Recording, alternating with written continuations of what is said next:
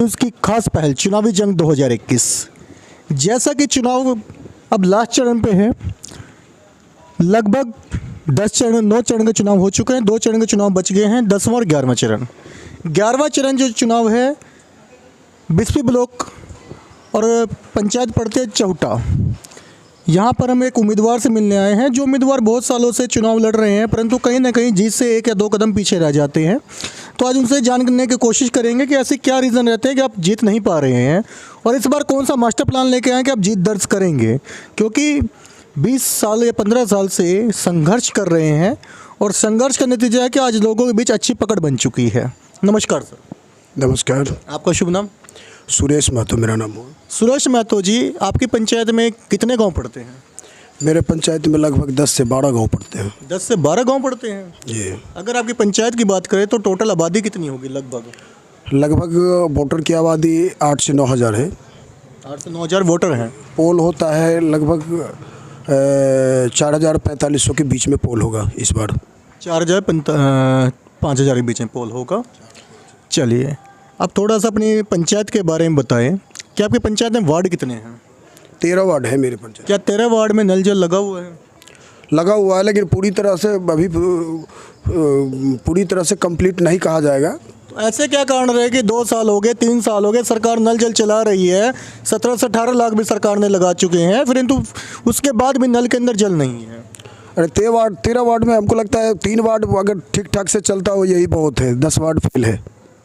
तो सरकारी पैसा क्या गबन किया गया, या वो कागज़ों में दिखाया गया, या नल जल की स्थिति उस प्रकार की नहीं रही? बड़े बड़े ठेकेदार इससे बने, बड़े बड़े ठेकेदार बने, प्रतिनिधि बने, और हमको लगता है कि जनता मालिक का कोई बेनिफिट इसमें नहीं हुआ, नुकसान के अलावा और कुछ नहीं है। शिक्षा का स्तर, आपके यहाँ पर शिक्षा स्तर कैसा है? सरकारी स्कूल कहाँ तक के हैं? अरे एकदम शिक्षा तो ध्वस्त हो चुका है। हमारे यहाँ स्कूल पे जाएंगे तो पता ही नहीं चलेगा कि ये स्कूल है कि क्या है। तो ऐसा क्या कारण रहे? क्या यहाँ की जनता नहीं चाहती थी, या मुखिया जी ने शिक्षा स्तर बढ़ाने की कोशिश नहीं करी? जानते थे। सवाल ये है कि ये 5 साल पर एक प्रतिनिधि का जो चुनाव सरकार ने नियोजन किए, इसमें एक प्रतिनिधि का चुनाव होता है जिसको सर्वे सर्वा प्रतिनिधि के रूप में प्रतिनिधित्व करने के लिए चुना जाता है। लेकिन यहाँ का कोई भी कैंडिडेट, कोई भी प्रतिनिधि ऐसा नहीं बना जो एक चक्कर मार भी आएगा। अरे महीनों तो दूर की बात है, सालों में लोग नहीं पहुंच पाते हैं। जो प्रतिनिधि है, जो स्कूल पे क्या समस्या है, बच्चा आता है कि नहीं आता है, टीचर पहुंच रहे हैं कि नहीं पहुंच रहे हैं, टीचर पढ़ाई करता है या क्या करता है, कोई देखने वाला नहीं। वहाँ स्कूल में भैंस बनाता है कि बच्चा बनाता है, कोई देखने वाला नहीं होता। आंगनबाड़ी केंद्र कितने हैं आपके यहाँ पर? आंगनबाड़ी केंद्र हमारे यहाँ 9 है। क्या वो सुचारू रूप से चल रहे हैं? वहाँ भी कुछ ना कुछ गोलमोल चलता रहता है? बहुत सारी बात है यहाँ आंगनबाड़ी के नाम पे। तो ये नाम तो है कि आंगनबाड़ी केंद्र चला रहे हैं, पता चलता है कि कहाँ है आंगनबाड़ी। सेब का तो दरभंगा है, कहाँ है तो सीतामढ़ी में। ये स्थिति हमारे चौटा पंचायत का है। सरकारी राशन वितरण केंद्र जो कि कभी ना कभी कहीं ना कहीं धांधली में लिप्त मिलते ही रहते हैं, आपके यहाँ पर कितने हैं? बहुत सारे हैं, बहुत सारे कब क्लेम आते हैं कि हमें इतना दिया, हम इस महीना का नहीं दिया, हमें 4 किलो मिला। हमें रेट क्या दे रहे हैं? जो सरकारी आंकड़ा है उसके हिसाब से 13 रुपये यूनिट देना चाहिए, परंतु हर जो डीलर है वो 18-19 रुपये यूनिट दे रहा है। हाँ, 1-2 रुपया तो बढ़ा करके लेते ही हैं, लेकिन फिर भी 1 रुपया बढ़ा के भी लेते हैं, फिर भी राशन पूरा नहीं मिल पाता है। वजन फिर भी कम रहता है। बिल्कुल, जनता आक्रोश में है इसके लिए कि हमको कम क्यों, और कोई प्रतिनिधि आवाज़ नहीं उठाने के लिए। सड़कों और नालियों की स्थिति कैसे रही पिछले 5 साल में? तो चौटा आप घूमे होंगे, चौटा पंचायत में आप तो घूमे हैं, आप प्रतिनिधि हैं, आप अभी भी पंचायत में लोगों से मिल रहे होंगे, घर घर जाके मिल रहे होंगे। अरे मैं कुछ बोलूं तो मेरे जो एजेंट्स का लोग सब हैं वो बोलेंगे कि हमारे लोकतांत्रिक देश के नागरिक हैं आप, और आप चुनाव में खड़े हैं, आपको बोलने पूरा हक है। आप जब जाएंगे चौटा पंचायत में, एक 9 नंबर वार्ड है, वहाँ जाएंगे, वहाँ हॉस्पिटल तो है, सरकारी स्तर पे हॉस्पिटल है। हर ऑफिस, सरकारी ऑफिस में नाम है कि चौटा पंचायत में एक स्वास्थ्य केंद्र है, लेकिन सिर्फ नाम के लिए है। जब ज़मीन पर जाएंगे तो वहाँ पता चलेगा कि भैंस और गाय बनाना हुआ है। भैंस गाय मदारी है, इंसानों के लिए कोई डॉक्टर नहीं, कोई डॉक्टर नाम का चीज़ें नहीं, आज तक हुआ ही नहीं। जब भैंस और गाय बीमार पड़ जाए फिर कहाँ जाते हैं? और प्राइवेट हॉस्पिटल में जाता है। सरकारी कोई ऐसी सुविधा नहीं आपके मुखिया जी ने करी? सुविधा नहीं है, न मान जाल के लिए न इंसान के लिए है, कोई सुविधा नहीं है। अब सरकार के द्वारा जो सुविधाएं आती हैं धरातल पर, उसकी भी बात कर लेते हैं। प्रधानमंत्री आवास योजना या इंदिरा आवास योजना आपकी पंचायत में बांटी गई है, लेकिन उसमें भी घूसखोरी हुई है। कितना घूस लिया गया सर? अब वैसे तो हम कैसे बता दें, हम भी बताना पड़ेगा। आप भी एक नागरिक रहे पिछले 5 साल में, कैंडिडेट आप अब हैं, ये बताइए घूस कितना लिया गया है यहाँ पर? सुनने में आ रहा है, जैसे मैं तो देखा नहीं हूँ, लेकिन सुनने में आया, कोई कहता 10,000 लिया, कोई कहता 20,000 लिया, कोई कहता 30,000 लिया। आप यहाँ पे एक निवासी हैं, आप कह रहे सुनने में आया, पूरा खुल के नहीं बता पा रहे क्योंकि एक प्रतिनिधि हैं, इसलिए खुल के नहीं बता रहे हैं। यहाँ जैसा कि बिहार के प्रत्येक पंचायतों में घूसखोरी का आलम बहुत बढ़ चुका है। इंदिरा आवास योजना पे 20 से 25,000 घूस और टॉयलेट योजना पे 2 से 3,000 घूस। क्या टॉयलेट योजना में घूस लिया जा रहा है? बिल्कुल बिल्कुल, ये तो घूस लेता कौन है आपके यहाँ पर? आवास आए, वार्ड मेंबर या मुखिया जी का कोई चमचा आते धीरे धीरे?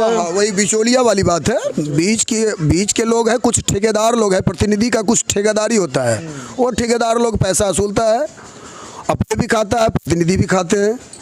मुख्यमंत्री बाढ़ राहत कोष योजना जिसमें 6,000 रुपये लाभुक को दिए जाते हैं, कि आपके पंचायत में बांटे गए हैं? नहीं, यही 2 साल से तो नहीं थी, एक बार पिछले 3 साल पहले मिला था। इसके बाद हमने आवाज़ भी उठाया, यहाँ के जनप्रतिनिधि कोई आवाज़ उठाने वाला नहीं है, इसके लिए मैं आवाज़ उठाया था, डीएम घेराव किया था मैंने, और हमारे कुछ साथी लोग थे, हम 50-60 आदमी जा कर के डीएम घेराव किए हुए थे। इसके बाद आवाज़ उठाया था मैंने, मेरे चौटा पंचायत में क्या कहता है ये रोजगार गारंटी योजना वाला जो काम, रोजगार, हाँ जी, उसका कोई पेमेंट नहीं हुआ। यहाँ तक कि मजदूर लोग कुदाली और छीटा लेकर के जो लोग काम किया है, उसका भी पेमेंट आज तक नहीं हुआ, 1 पैसा पेमेंट नहीं हुआ, धरातल पर ही रह गया। ऐसे मनरेगा जो काम किया गया उसका पैसा नहीं है? बिल्कुल पेमेंट नहीं हुआ। अच्छा, मनरेगा काम यहाँ पे क्या मजदूरों के द्वारा हुआ या जैसी बड़ी बड़ी मशीनें लाई गई थी? मजदूरों के द्वारा हुआ, लेकिन मजदूर को पेमेंट नहीं मिला। मजदूरों को पेमेंट नहीं मिला, बहुत बड़ी निंदनीय बात है ये, क्योंकि गरीब अपने आजीविका के लिए मजदूरी करता है, अगर उसको मजदूरी नहीं मिलेगा तो काम क्यों करेगा?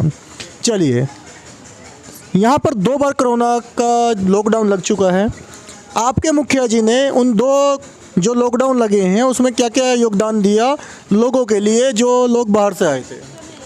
हमें तो पता चला था कि 10,45,000 रुपया सरकारी योगदान एक मुखिया को दिया गया है, जिसमें जो क्वारंटाइन के लिए 14 दिन जो रखा जाएगा, उसमें बहुत सारी बात थी, बहुत सारा व्यवस्था था, भोजन पानी सारा का व्यवस्था था। हमको नहीं लगता है कि मेरे चौटा पंचायत में 10 व्यक्ति भी क्वारंटाइन हुआ होगा। मुखिया जी बोलते थे क्वारंटाइन क्या होना है, जाओ ना घर पे रहना। इसी तरीक़ा से सभी आदमी को, जो भी बाहर से लोग आया, मुखिया जी इतना ही सलाह दिए कि जाइए घर में रहिएगा, और कोरोना फैलाइएगा। हाँ, यहाँ किसी तरह का कोई स्कूल में क्वारंटाइन मुखिया जी के थ्रू तो कम से कम नहीं हुआ है। साबुन, सैनिटाइजर, ये सब बांटे कुछ? जी नहीं, इस तरह का कुछ नहीं हुआ। एक साबुन, 3 रुपये का साबुन वितरण हुआ था, सुनने में आया। मास्क तो हम लोग जनरल आदमी मिल करके जो हारे हुए कैंडिडेट है, मैं बांटा हूँ 5,000 पीस। चलिए, समाज सेवक है, इन्होंने समाज सेवा का एक बीड़ा उठाया था, जो कोरोना टाइम में इन्होंने बढ़िया काम किया है। 2021 का चुनाव आप जीत जाते हैं, 12 तारीख में आपको, 14 तारीख को आपका रिजल्ट आ जाता है, तो 5 ऐसे कार्य बताइए जो आप देख रहे हैं। पिछले कुछ दिनों से आप पंचायतें ज़्यादा घूम रहे होंगे, पहले शायद नहीं इतने घूमे होंगे, परंतु अभी तो घर घर जाना पड़ रहा होगा, तो बहुत सारी समस्या भी देखी होंगी, तो मन में कोई ठाना होगा कि 5 ऐसे कार्य हैं जो आप चुनाव जीतने बाद करवाएंगे। तो 5 कार्य बताइए कि कौन सा कार्य सबसे पहले करवाएंगे? सबसे पहले तो मैं आपको बताऊँ कि यहाँ सबसे बड़ी समस्या हमारे चौटा पंचायत का है नाला का। पानी तो लग गया है, लेकिन यहाँ नाली का व्यवस्था नहीं है। आप बताएं कि ये जो पानी के लिए नल जल योजना जो सरकार करोड़ों रुपया खर्च किए हैं, सबसे पहले नाली का व्यवस्था होना चाहिए। दूसरा बात ये है कि ये जो शौचालय है, शौचालय का जो व्यवस्था सरकार ने की है, बहुत अच्छा किए, लेकिन ये ज़मीनी स्तर से जिनको मिलना चाहिए उनको नहीं मिल पाया। जिनके पास ऑलरेडी पहले से बना हुआ है उन्हीं को मिला, क्योंकि यहाँ 2,000 वाला जो सिस्टम है, बहुत सारे ऐसे गरीब हैं जिसके पास 2,000 रुपया नहीं है। वो घूस नहीं दे सकता है, इसीलिए उसको पेमेंट नहीं हो सकता है। जो 2000 के लायक है 2000 के जगह पे 5000 दे देगा, उसका काम हो जाता है। मतलब आप भी 2000 लेंगे क्या? जी नहीं, ऐसा नहीं। अगर मुझे लेना रहता तो मैं ऐसा बोलता ही नहीं। अच्छा। मैं तो कहता हूँ कि घूस लेना और देना दोनों जुर्म है। मैं चैलेंज करता हूँ कि शौचालय में 1 रुपया अगर लिए जनता मालिक मुझे सजा दे, मैं ना लूँगा ना ही ऑफिस को दूंगा। मैं पूरे जनता को विश्वास दिलाना चाहता हूँ कि शौचालय में 1 रुपया घूसखोरी नहीं चलेगा। दूसरा बात यह है, यहाँ हॉस्पिटल का बिल्कुल व्यवस्था ही नहीं है। हॉस्पिटल तो नाम तो है, लेकिन यहाँ इस तरह का व्यवस्था नहीं है। हम चाहेंगे कि हमारे चौटा पंचायत में भी एक स्वास्थ्य केंद्र हो, वहाँ देख रेख हो, अच्छे डॉक्टर हो और हमारे जनता मालिक का सुविधा हो। दूसरा कि यहाँ एम्बुलेंस का व्यवस्था नहीं है। घंटों घंटा प्रखंड में फ़ोन करने के बाद भी एम्बुलेंस का व्यवस्था नहीं हो पाता है। सरकारी तौर पे आप क्या मुखिया बनने के बाद एक पंचायती एम्बुलेंस रखेंगे यहाँ पर? बिल्कुल, अगर सरकारी व्यवस्था नहीं हो पाता है तो मैं पर्सनल व्यवस्था भी करने के लायक हूँ, मैं कर दूँगा। तीसरा बात ये कि यहाँ पंचायत कार्यालय नाम का चीज़ आज तक हुआ ही नहीं। कोई भी जनता मालिक का कोई काम होता है सीधा कहता है कि चलिए ना थोड़ा मुखिया जी के घर, मैं तक जाना पड़ता है। मैं इससे नाराज हूँ। पंचायत में एक पंचायत भवन होना चाहिए। अगर भवन का निर्माण फिलहाल नहीं हो पाता है तो कम से कम एक पंचायत कार्यालय के रूप में होना चाहिए, जो किसी जनता को किसी मुखिया का दरबारी करने की ज़रूरत नहीं पड़े, किसी के घर जाने की आवश्यकता नहीं हो। एक कार्यालय होगा, वहाँ ऑनलाइन का व्यवस्था हो, जाति आवासीय आय प्रमाण पत्र जिसको भी बनाना हो, जन्म पत्री बनवाना हो, वो उसी कार्यालय ऑफिस से बने। यही मेरा कहना होगा। चलिए, आने वाले चुनाव के लिए आप अपनी जनता को क्या संदेश देना चाहते हैं? यही संदेश देना चाहते हैं कि जनता मालिक जिस तरह से हम पे विश्वास किए हुए हैं, उनका विश्वास मैं न टूटा है और ना कभी टूटने दूंगा। यही विश्वास के साथ जनता मालिक हमें आशीर्वाद दें। चुनाव चिन्ह क्या आपका? मोमबत्ती छाप मेरा निशान है, जो क्रमांक 10 पे मिलेगा। 11 कैंडिडेट हम लोग चौटा पंचायत में मुखिया प्रत्याशी हैं, जिसमें 10 नंबर छाप मोमबत्ती हमारा है। ये थे सुरेश महतो जी, बहुत बढ़िया बातें कही। जो यहाँ के लगभग 100 पंचायतों घूमने के बाद किसी भी कैंडिडेट ने बात नहीं की, वो इन्होंने बात कही एम्बुलेंस की सुविधा। ये एम्बुलेंस की सुविधा आपके लिए बहुत अच्छी रहती है कि आप बीमार हैं या कोई गर्भवती बहन है हमारी, तो उसके लिए सबसे बढ़िया व्यवस्था रहेगी। दूसरी व्यवस्था पंचायत भवन। अगर पंचायत भवन नहीं बनता तो 10 बाई 10 या 10 बाई 12 का कोई ऐसा कमरा ही दे दे कि जिसमें 10 या 20 लोग बैठ के वहाँ पे अपना काम कर सके। तो आने वाले चुनाव में ध्यान रखिए कि 10वें संख्या पे सुरेश महतो जी का मोमबत्ती छाप है। मोमबत्ती छाप पर मोहर लगा के इनको भारी मतों से जितवाएं और जुड़े रहे हमारे न्यूज़ तक के साथ।